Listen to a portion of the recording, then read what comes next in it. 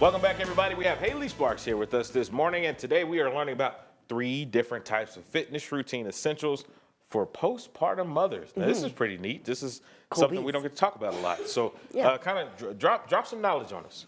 I'm always loving it. Okay.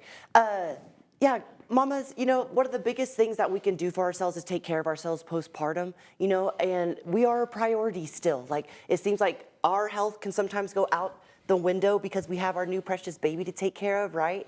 But your health really, really matters, and it starts, the moment that after you have birth. So I want to talk about some things that you can really do for your fitness, guys, because one of the things that we want to do is regain some confidence in our body backs, right? So the pelvic floor, guys, one of the things that you can best do for your bodies is focus on the slow, gentle, and restorative exercises that include like the pelvic floor, walking, let's see what else, Pilates or bar. And I give those suggestions. Light weightlifting would also be something that I suggest. Always consult your healthcare professional first.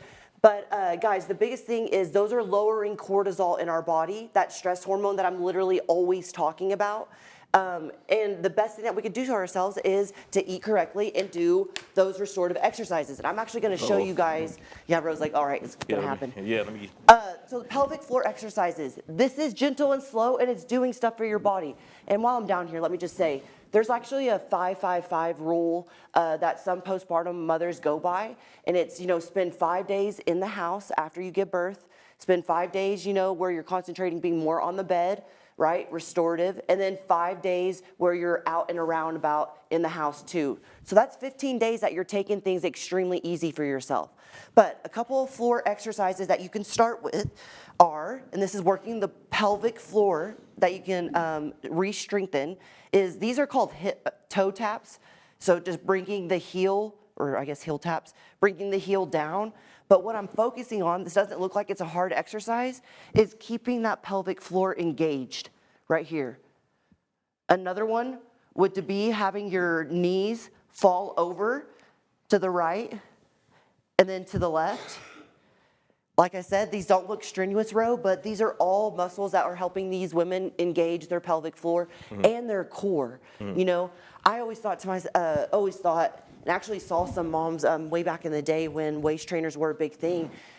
People would ask me, well, should I wear a waist trainer after I have birth to, tighten some things up? I get the logic there, right? Right. But guys, that's actually can do worse for you, is giving your core that assistance instead of just letting it strengthen by doing those slower movements for yourself. Okay. Now, you made mention of like lifting light weight. What are some exercises that postpartum mothers can do along those lines? Okay, so for example, instead of having something like a push-up, guys, for postpartum mothers, you want to take it to the knees because, again, your core just got ripped up, basically. So you want to take it to the knees to take some of that weight off of the core. And these are the kinds of modifications that you can use. So same thing, I'm always talking about adding like a box or something below when you're squatting. Body weight exercises like the squat also, using the anterior tilt with your hips is also going to be something lightweight because you're just getting used to your weight underneath you again. But those box squats, they're not easy. They're not easy at all. Actually, I think box squats might be a little bit harder than regular squats. Yeah, because you're taking like all of that like bounce out of the bottom and you're stopping. So you just gotta start back up, man. You're doing from the box.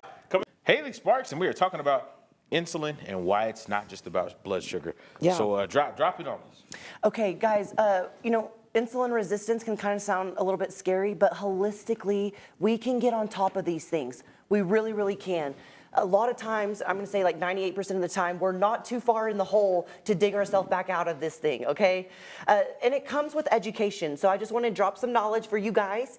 And of course, always reach out if you have questions too, okay? So insulin resistance or high insulin often gets associated with blood glucose levels, right? But also insulin tells that your body or your kidneys to hold on to sodium. So if you guys are experiencing bloat or water retention like in the neck area, things like that, that could be a sign of some insulin resistance because your kidneys are now hanging on to a lot of sodium. I feel like that's a really popular symptom for a lot of people, right? Okay, Oh, it we hold a probably lot of is. water. You know, we Yeah. just hold a lot of water. Water retention? Yeah. Another one is it activates your stress or your sympathetic nervous system. That's what insulin will do. It promotes the thickening of your blood vessels. So elders, if you're really struggling with, blood or having to use a lot of blood thinners, this could be one of the things that it's residing back to is really thick blood because of that insulin in your system, right? Mm-hmm.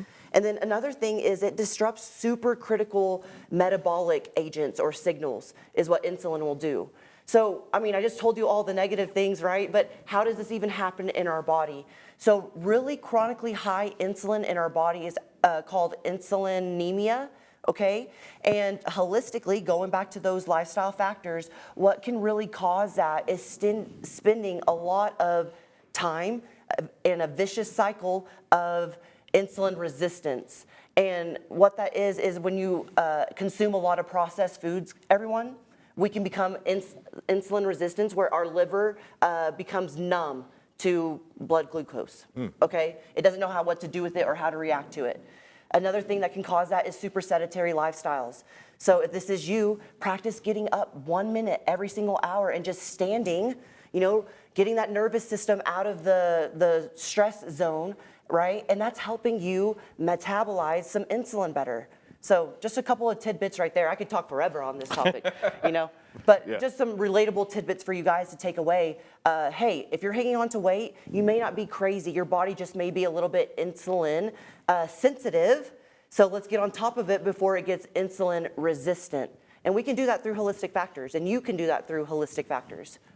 Man, I wish we had more time because, man.